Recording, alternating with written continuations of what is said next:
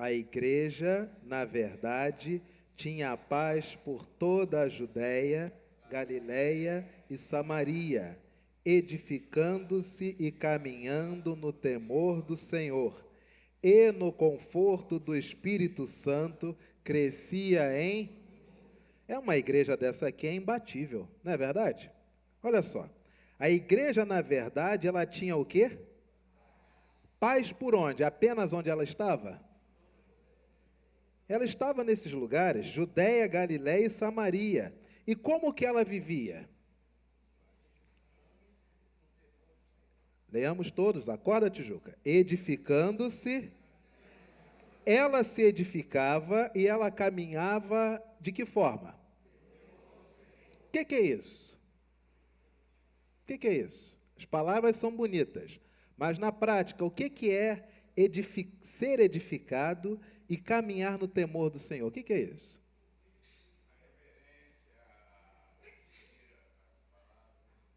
Era uma igreja que tinha uma reverência.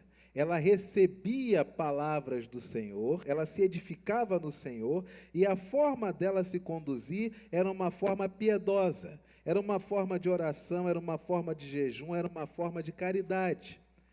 Era uma igreja reverente a esse Deus, não é verdade? E, no conforto do Espírito Santo, consolados, confortados, na presença do Espírito, esta igreja crescia de que forma? Uma igreja dessa, ela é imbatível, não é verdade? Sim ou não?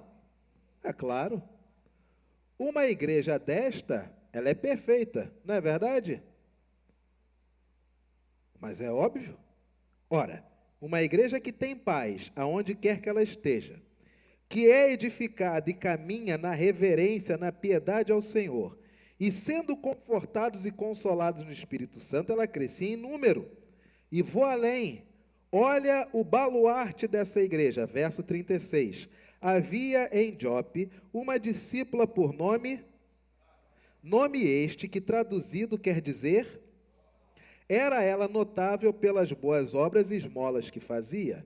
Ora, aconteceu naqueles dias que ela adoeceu e veio a morrer. E depois de a lavarem, puseram-na no cenáculo. Como Lida era perto de Jope, ouvindo os discípulos que Pedro estava ali, enviaram-lhe 2 homens que lhe pedisse: não demores em vir ter conosco. Pedro, venha logo. Pedro atendeu e foi com eles. Tendo chegado, conduziram-no para o cenáculo, e todas as viúvas o cercaram, chorando e mostrando-lhe túnicas e vestidos que Dorcas fizera enquanto era viva, enquanto estava com elas. Mas Pedro, tendo feito sair a todos, pondo-se de joelhos, orou, e voltando-se para o corpo, disse: Tábita, levanta-te. Ela abriu os olhos e, vendo a Pedro, sentou-se. Ele, dando-lhe a mão, levantou-a e, chamando os santos, especialmente as viúvas, apresentou-a viva. Isto se tornou conhecido por toda a Jope, e muitos creram no Senhor. Pedro ficou em Jope muitos dias em casa de um curtidor chamado... Meu irmão, essa igreja arrebenta. Essa igreja bomba. Quem é o baluarte dessa igreja?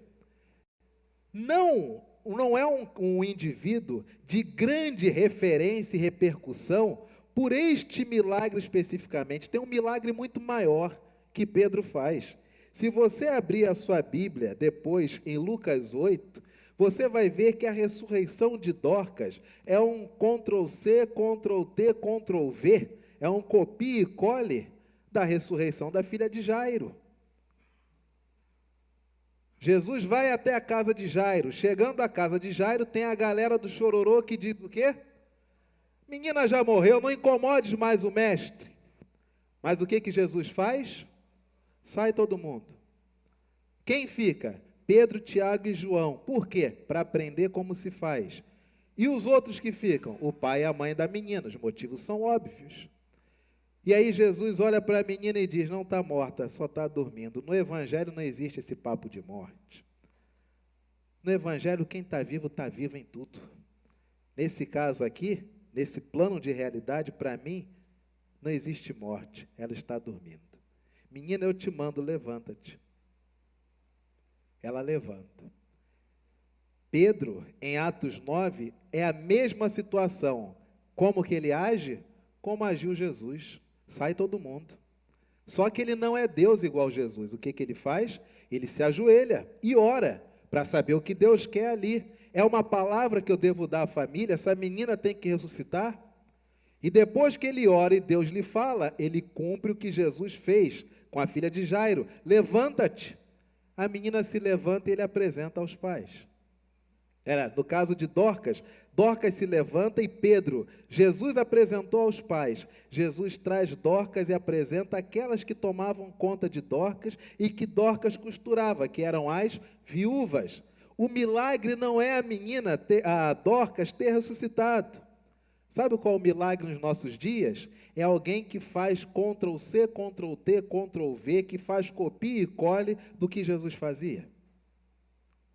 Na época dos discípulos era muito natural. Jesus ensinou como fazer, vamos fazer. Nos nossos dias, meu amigo, você ter alguém que decorou como que Jesus fazia já é um milagre.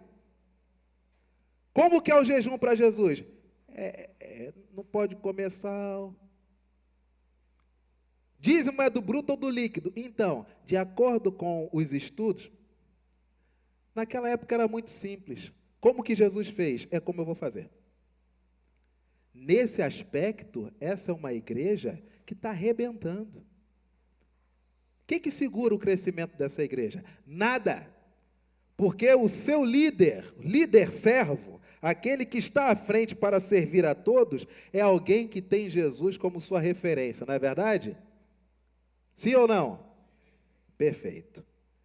Mas eis que, todavia, contudo, entretanto, para aqueles que são bilíngues ou poliglotas como eu, o Areva morava em Cesareia, um homem de nome, Atos 10, morava em Cesareia, um homem de nome, não confundir com o personagem do Cravo e a Rosa, este aqui é só o nome dele que é Cornélio, deixemos a honra dele em paz, centurião da corte chamada piedoso e temente a Deus com toda a sua casa, e que fazia muitas esmolas ao povo, e de contínuo orava a Deus. O autor, ele não tem um computador, ele não pode negritar, botar em itálico, ele não pode colocar, sublinhar, ele não tem condições de fazer isso. A forma que se tem para chamar a atenção de alguma coisa nas Escrituras, qual que é? É a de repetir aquilo que ele quer enfatizar. E aquilo que ele repete muito é a ênfase do texto.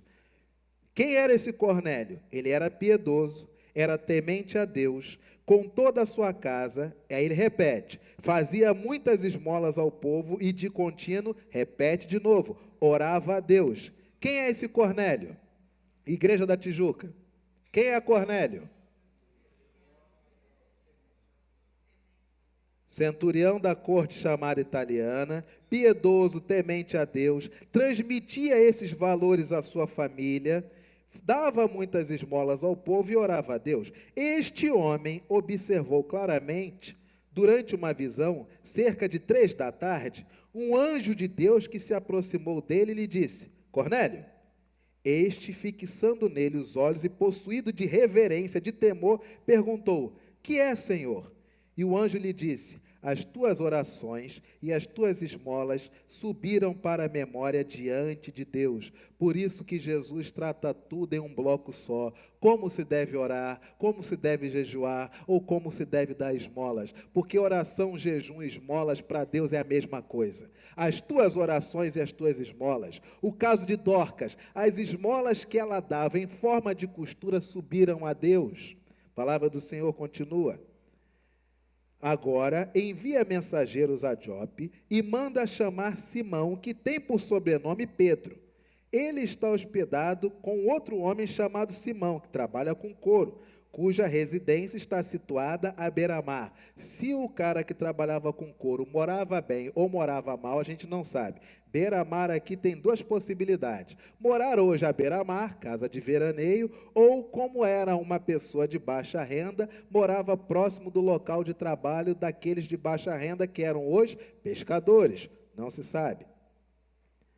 Logo que se retirou o anjo que lhe falava, chamou 2 dos seus domésticos e um soldado piedoso dos que estavam a seu serviço. E, havendo-lhes contado tudo, enviou-os a Jope. Imagine o Raul Jugman. Imagina o ministro da Defesa. Imagina o secretário de Segurança Pública. Um homem piedoso, temente a Deus, mas não sabe quem é Deus. Ele dá esmolas, ele ajuda as pessoas. Aí quando um anjo aparece, ele não sabe que existe anjo. Ele vê alguma coisa, já acha que é o próprio Deus. Como é que ele chama o anjo? Senhor! E aí o anjo diz, manda trazer aqui um homem chamado Simão Pedro. Ele está na casa de um capoteiro que mora à beira-mar. No dia seguinte, ele chama 2 dos seus domésticos, mais um soldado que era piedoso, e manda correr atrás desse homem. No dia seguinte, indo eles de caminho, e estando já perto da cidade, subiu Pedro ao eirado, ele foi para a laje, por volta da hora sexta, 9 horas da manhã, a fim de orar. Estando com fome, era óbvio, ele quis comer. Mas enquanto lhe preparavam a comida, sobreveio-lhe um êxtase, uma coisa que o puxou de dentro para fora, ectases. Então viu o céu aberto, e descendo um objeto como se fosse um grande lençol, o qual era baixado à terra pelas 4 pontas, igual aqueles desenhos do Tom e Jerry, aquele lençol grandão, amarrado pelas pontas, descendo. Contendo toda a sorte de jabuti, toda a sorte de cachorro, de gato, de galinha, urubu, porco, todos os répteis da terra, toda a sorte de quadrúpedes, répteis da terra e aves do céu, estava tudo embolado ali. E ouviu-se uma voz que se dirigia a ele, levanta, Pedro, mata e come. Mas Pedro replicou, Senhor, de modo nenhum, porque jamais comi coisa alguma comum e imunda. Esse é o religioso. O religioso ensina a Deus o que é pecado, meu amigo. Deus salva a todos? Não. O critério é divino, ele é Senhor. À luz do critério que é divino, eu digo quem Deus salva. A expiação é limitada, fim. Mas dentro desse contexto, serão salvos os que não fumam, os que não bebem, os que não traficam. É Deus quem manda. Mas eu vou dar minha contribuição. Religioso. A Bíblia diz, quando você for dar esmolas, não. Se eu der esmolas, eu estou, na verdade, fazendo o papel que deveria ser do Estado. Eu, na verdade, estou colaborando para que essa pessoa permaneça aqui. O cara ia dar R$2. E o cara acha que R$2 é suficiente para alguém ficar ali o dia todo. R$2. Não. Eu seleciono bem as pessoas que eu vou ajudar. Eu peço identidade, CPF, comprovante de moradia na rua. Eu pergunto se recebe algum bolsa. Eu pergunto se não tem o filho em algum abrigo. Depois eu vejo se eu dou os meus R$2. De modo algum, Senhor. O Senhor está mandando eu fazer, mas não. Senhor, eu não posso te obedecer, porque eu obedeço ao Senhor. Jamais comi coisa alguma comum e imunda. Segunda vez a voz lhe falou, Pedro, aquilo que eu purifiquei, não consideres coisa comum. E isso aconteceu por mais quantas vezes, Tijuca?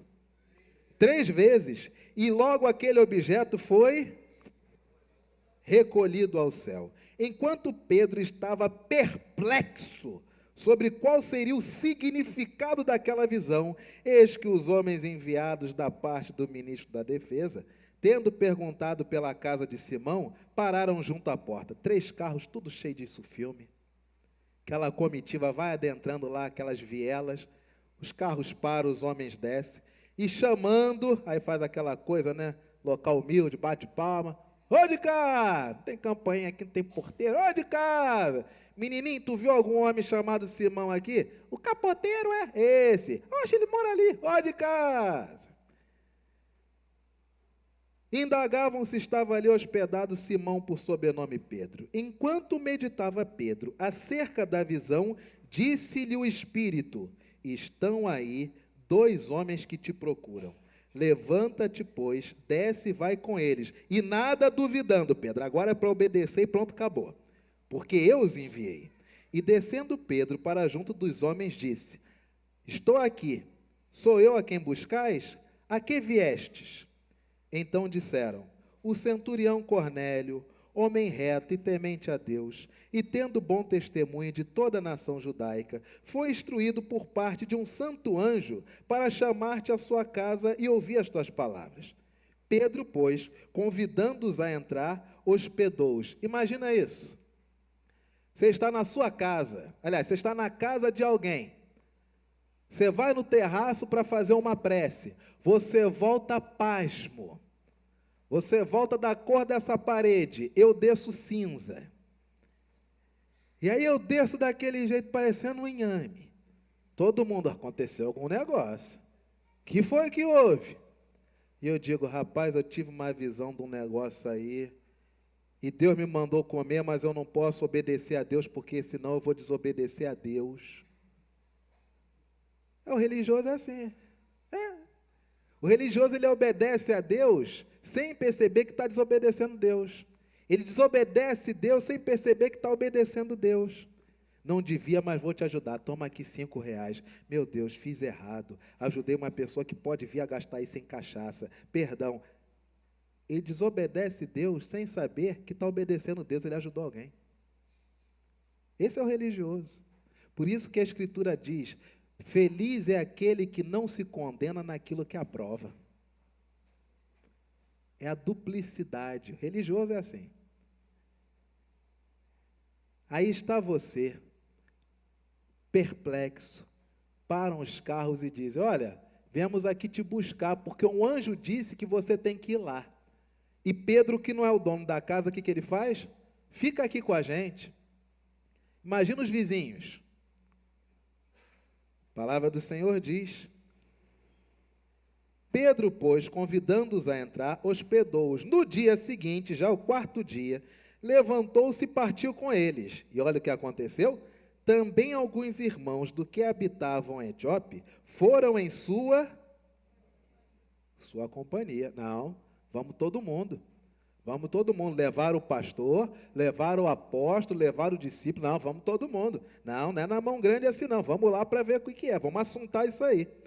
No dia imediato entrou em Cesareia. Cornélio, secretário de Segurança Pública, estava esperando por eles, tendo reunido seus parentes e também seus amigos. Só tinha crente?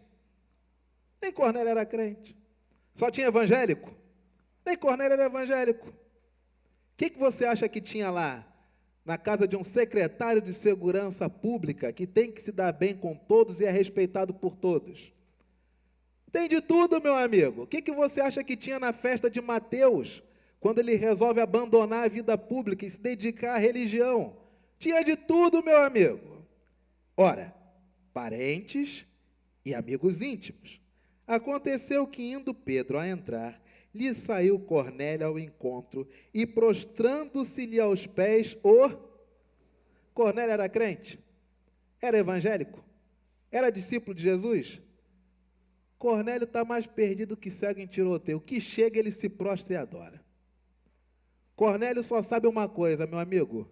Está acontecendo um negócio aqui que transcende meu entendimento. Que apareceu, eu estou adorando, sei lá o que é o quê.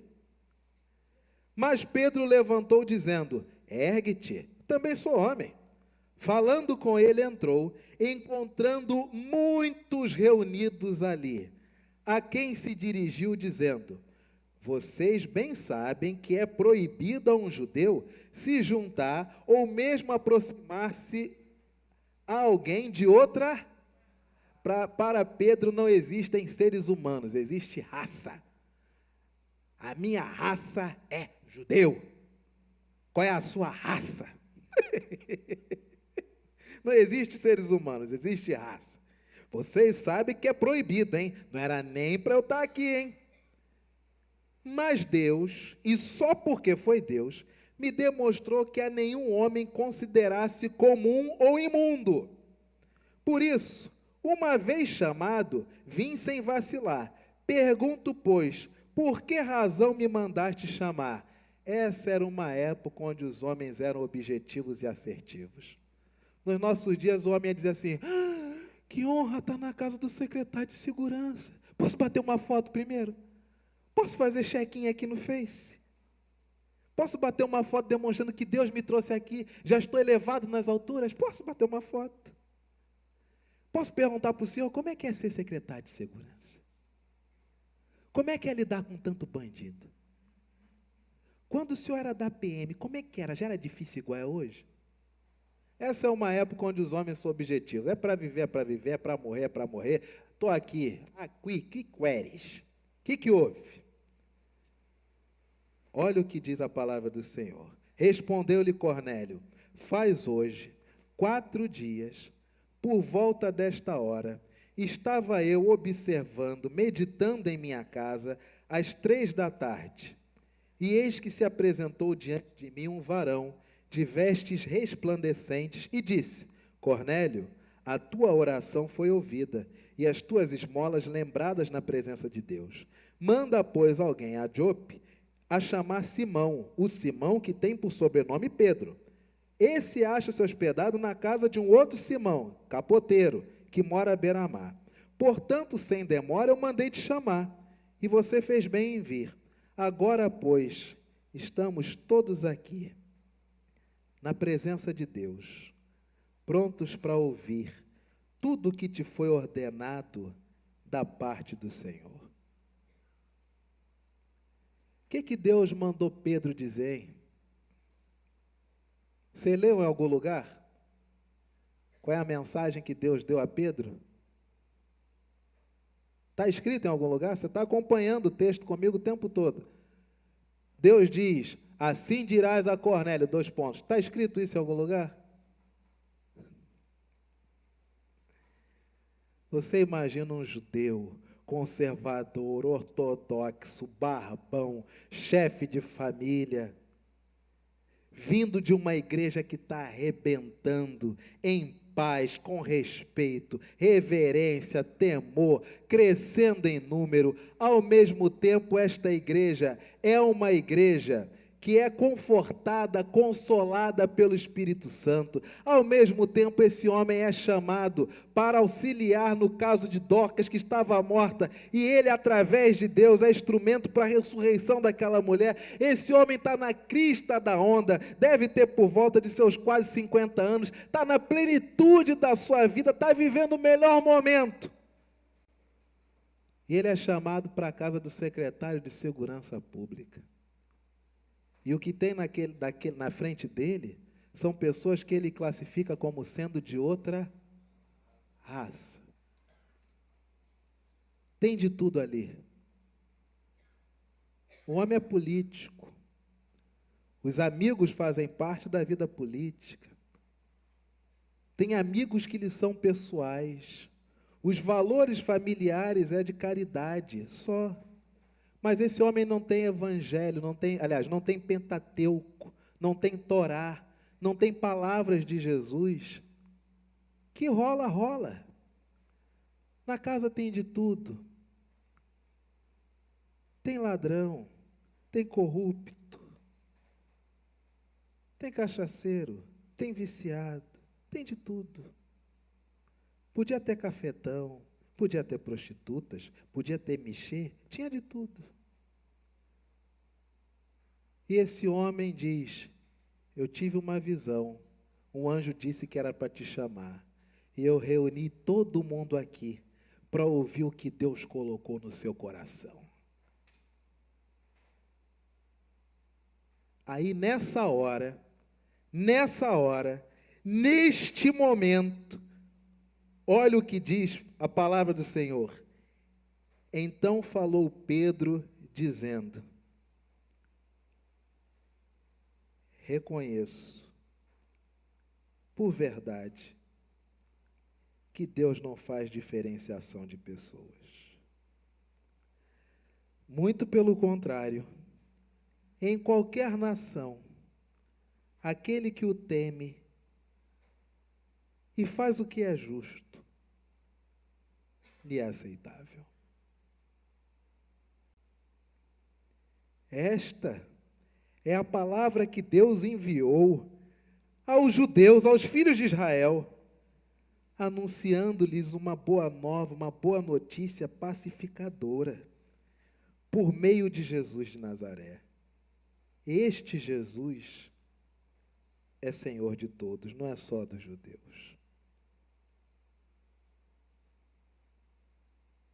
Você consegue imaginar este Jesus a quem Pedro se refere, assistindo essa cena, do lado, presente, ao lado do Pai, aqui hoje na Tijuca, e vendo todas as coisas ao mesmo tempo e dizendo: andou 3 anos comigo, me viu encostar em leproso, mas não tinha entendido. Me viu curar um cego sem cobrar direitos autorais. O cego foi embora sem nem saber que fui eu que curei, mas não tinha entendido ainda o Evangelho. Me viu defender uma mulher em adultério, colocando o corpo na frente, mas não tinha entendido.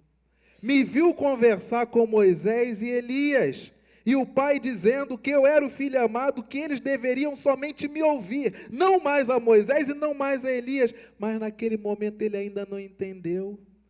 Quando eu disse que ia morrer em favor de todos, ele me chamou num canto e me repreendeu, dizendo o quê? Que isso jamais iria acontecer. E eu repreendi, dizendo: sai da minha frente, espírito adversário. E mesmo assim ele não entendeu. Quando ele me viu conversando com a mulher samaritana, uma mulher que eu perguntei: chama lá o teu homem. E ela disse: não sou casada. E eu respondi: é verdade, tu já teve 5 homens. E o homem que tu está hoje nem teu marido é, tu deita com ele sem nem precisar casar. E ela disse: o senhor é profeta, vou trazer todos eles. Ele viu isso acontecendo, ele viu como eu tratei a mulher, e ele também ali não tinha entendido. Quando eu fui espancado, quando eu fui trazido a ele como um arremedo de gente, totalmente desfigurado e sangrando, esse homem me negou. Quando eu ressuscitei, totalmente diferente, atravessando paredes, cruzando tempo e espaço o tempo todo, até no Hades eu desci e voltei. Eu só perguntei a ele: você me ama? E por 2 vezes ele mentiu. E na terceira ele preferiu não responder. Ele disse: o Senhor conhece todas as coisas. Quando eu subi aos céus e disse: ide por todo o mundo, ainda assim ele não quis ir. Mas é somente na casa de Cornélio, é somente na frente de um monte de gente, que todos os judeus dizem que são imprestáveis, que são incuráveis, que não são salváveis e não são salvos. É somente na frente de todas essas pessoas que praticam todas e quaisquer tipo de obras que o Evangelho entra e se assenta no coração de um homem chamado Pedro. Não foi na igreja que bombava, não foi nas reuniões dos concílios, é na casa do não crente que Pedro percebe que o não crente, embora não soubesse, vivia o Evangelho.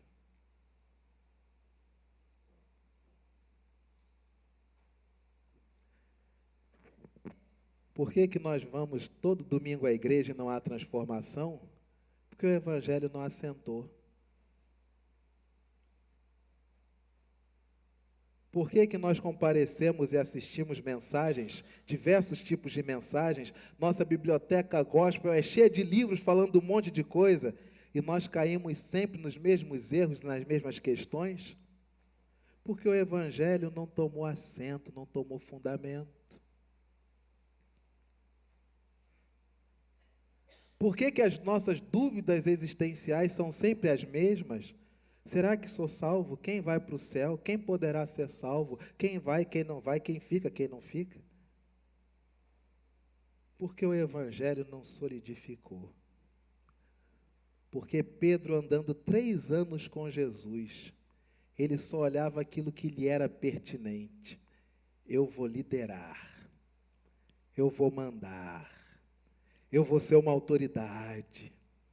Mas é na casa de Cornélio que ele encontra tanta gente dizendo, fala de Deus para nós, fala.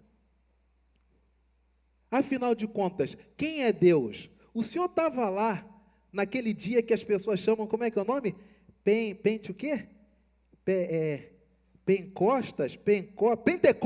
O Senhor estava lá. Disseram que aquilo ali foi... O que foi aquilo? Conta para a gente. É o seu colega de trabalho que pergunta o seguinte, quem é Jesus? E a sua resposta, vá lá na minha igreja.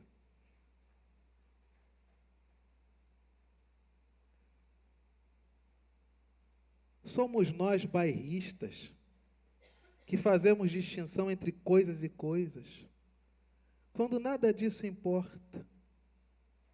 São aqueles que só podem pregar de camisa polo ou de toga. São aqueles cuja estrutura do culto só pode ter estrutura nenhuma ou toda a estrutura do manual de culto, que fazem distinção entre dia e noite, entre coisas e coisas. Mas vem o Evangelho, vem a mão do Senhor sobre aquele homem naquele momento, e aquele homem olha um ambiente onde ele jamais pisaria, e aos poucos vai caindo a ficha. O meu Jesus encostou em um leproso, e trocou de lugar com ele, mandou o homem voltar para a cidade, mas ele, Jesus, uma vez que encostou em um leproso, foi para o deserto cumprir o período de purificação. O meu Jesus foi encostado por uma mulher hemorrágica, e ele fez questão de ficar até que aquela mulher tivesse plena consciência que a cura não era apenas do corpo, mas se manifestava através da fé na alma, dizendo para ela, tu não és mais hemorrágica, tu és filha. E o que te salvou foi tua fé, vai-te em paz. Nesse momento, na casa de Cornélio, se cristaliza um Jesus, toma assento um Jesus, que eu creio que já tomou assento na sua vida. Um Jesus que não quer saber se é batista ou presbiteriano. Um Jesus que não lida com características de povo, de nações. Mas um Jesus que se assenta no coração de Pedro com o Evangelho, onde aquele homem diz, reconheço, por verdade, que Deus não faz diferenciação de pessoas. Muito pelo contrário. Agora aqui eu reconheço que em qualquer nação, qualquer lugar, seja ele na Coreia, seja no Japão, seja tendo sido índio antes do Brasil ter sido descoberto, pelo contrário, em qualquer nação, todo aquele que trata a vida com profunda reverência, sabendo que ao terminar esta vida prestará contas, dará satisfação, sabendo que há outra coisa por detrás disto, sabendo que isto é tão somente uma forma de enxergar, mas o todo é muito mais profundo. Aquele que o teme e faz o que é justo, e aquele que trata a vida com justiça, que vive o certo, que faz o certo, que diferencia o que é certo e o que é errado, todo aquele que é reverente e faz o que é justo, Deus aceita. É o que diz a Escritura. E 3 anos com Jesus não ensinou Pedro. Talvez 10 anos de igreja não tenha te ensinado isso ainda. Porque talvez você olhe para os seus colegas de trabalho e faça distinção entre pessoas. Talvez você olhe entre igrejas e faça distinção entre pessoas. Talvez você ache que vai para o céu porque não fuma, não bebe, não trai.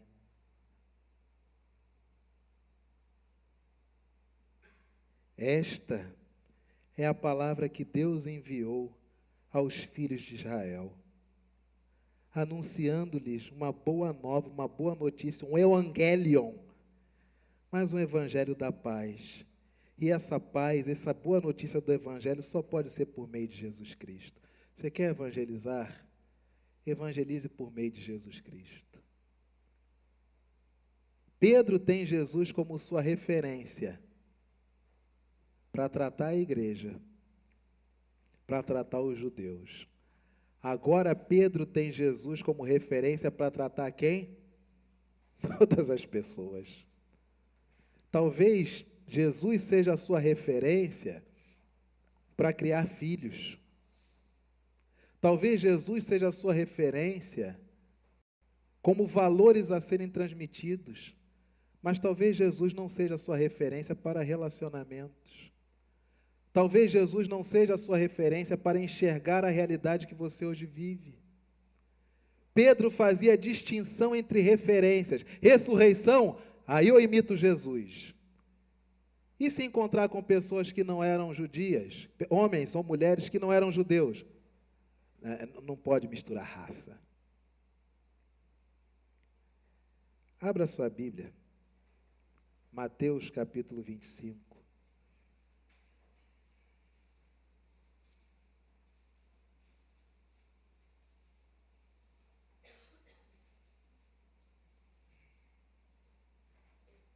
Verso de número 31, nosso texto de hoje à noite.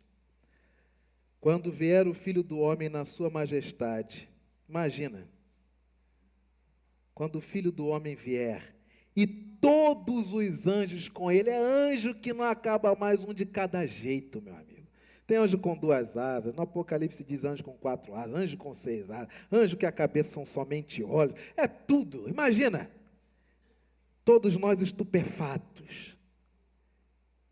Então se assentará no trono da sua glória, e todas as nações serão reunidas à sua presença, e ele separará uns dos outros, como o pastor separa dos cabritos as ovelhas. E ele não lidará com as pessoas como sendo de etnias ou de nações, mas tratará as pessoas como sendo pessoas, e olhará as pessoas como sendo ovelhas e cabritos. As ovelhas ele porá à sua direita, mas os cabritos ele colocará à esquerda. Então dirá o rei aos que estiverem à sua direita: podem vir, abençoados pelo meu Pai. Vocês vão entrar na posse do reino que está preparado para vocês antes de existir esse tempo Cronos que vocês viviam, mas acabou. Está preparado para vocês porque uma vez eu tive fome e vocês me deram de comer. Eu tive sede e vocês me deram de beber. Eu era forasteiro e vocês me hospedaram. Eu estava nu e me deram roupa. Estive enfermo, vocês me visitaram. Estava preso e vocês foram me ver. Então perguntaram àqueles que vivem a vida fazendo distinção entre certo e errado e querendo acertar: Senhor, quando foi que te vimos com fome e te demos de comer? Ou com sede, forasteiro, nu, enfermo ou preso? Verso 40. O rei respondendo lhes dirá: de verdade afirmo a vocês, que sempre que vocês fizeram a um desses meus pequeninos irmãos, foi como se tivessem feito a mim.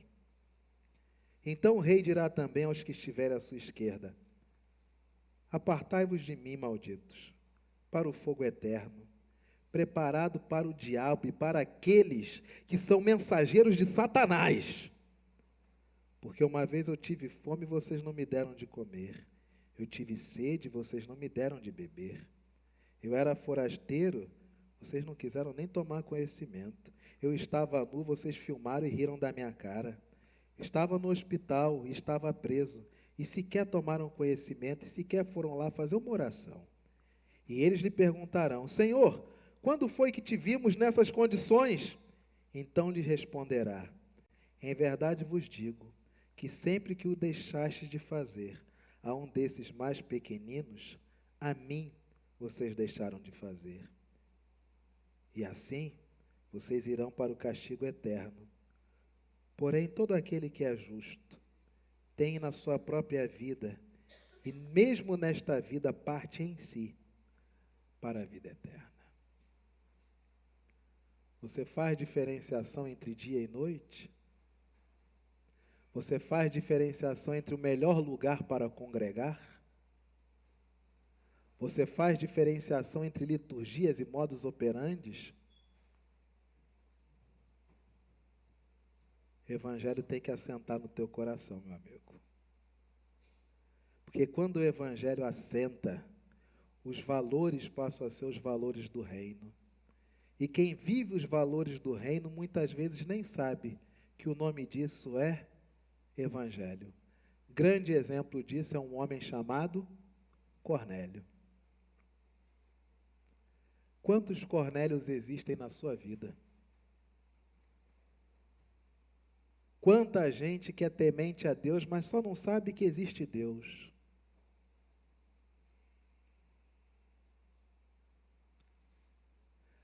Quantas pessoas olham para você, reúnem a casa, e é como se dissesse o seguinte: traz uma palavra para nós, Natal está chegando, você vai se encontrar com a sua família, vai ou não vai? Quebra a pau todo dia, não é? Todo mundo sentado no sofá, o couro come. Vai para a cozinha, briga para ver quem lava a louça. E na reserva no restaurante, fulano falou que ia fazer, não fez, comeu o dinheiro. Seus amigos e parentes se assentarão na mesa do Natal. E aqueles que dizem, fulano, como é da igreja, vai fazer a prece. Que nessa hora, o evangelho tomando assento no seu coração, você compartilhe com aquelas pessoas o evangelho, a boa notícia da paz, que é por meio de Jesus Cristo, Senhor de todos. Amém, igreja? Nesse espírito, enquanto nossas crianças retornam, coloquemo-nos de pé, curve a sua cabeça, feche os seus olhos, falemos com o Senhor em oração silenciosa.